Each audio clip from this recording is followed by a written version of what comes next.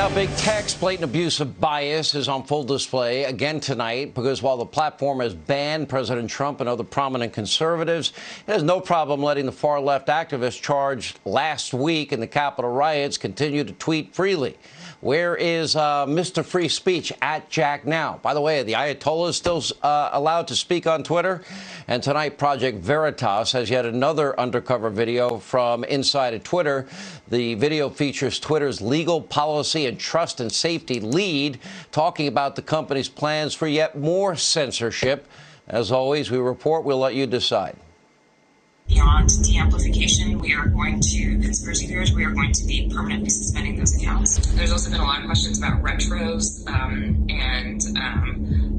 of course we're going to do a retro. I mean, we're in the midst of a retro around the election generally. This will be most definitely folded into it. What we saw Wednesday morning was really concerning to us, obviously, so a small team gathered from Trust and Safety. We were discussing the potential for violence to happen, and we decided to escalate our enforcement of the civic integrity policy and use a label that disabled engagements to stop the spread of potentially inflammatory content, which is the content around election interference, election fraud, stealing the election, that type of thing.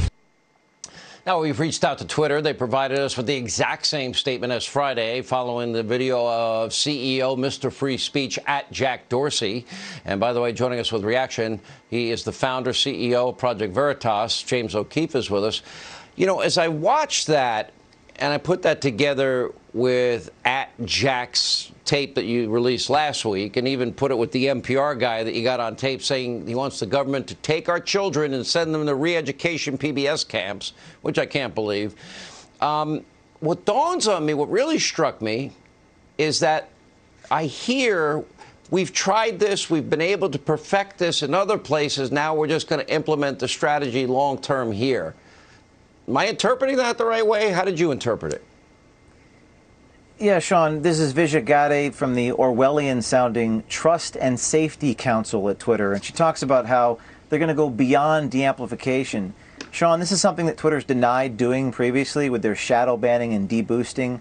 Now they're saying they're going to go beyond de-amplification. She also says in this tape, potentially inflammatory content, not just inflammatory content, but potentially inflammatory content needs to be censored. Anything touching something like voter fraud. And we've done stories on voter fraud that has led to people being arrested. But according to Twitter, even that could lead to violence. So I think it's the key word there was potentially. And they say they're taking this whole thing global now, Sean. They're going to go well beyond anything that we can imagine. And again, I know they're private companies, but at Veritas, we just want these private companies to be honest. We don't think that's too much to ask, given they have more power than all three branches of government. And they also get Section 230 protection, meaning that they get to be editors like any news organization, but without the liability issue. Any more tapes coming? Yeah, we've had so many people inspired, Sean, reaching out to Veritas tips at protonmail.com, including one individual today who works for a company bigger than Twitter. They're very inspired. It's kind of creating some momentum here with these whistleblowers. We should see more tapes in the coming days. James O'Keefe, Project Veritas could be everywhere. You never know. All right, James, thank you.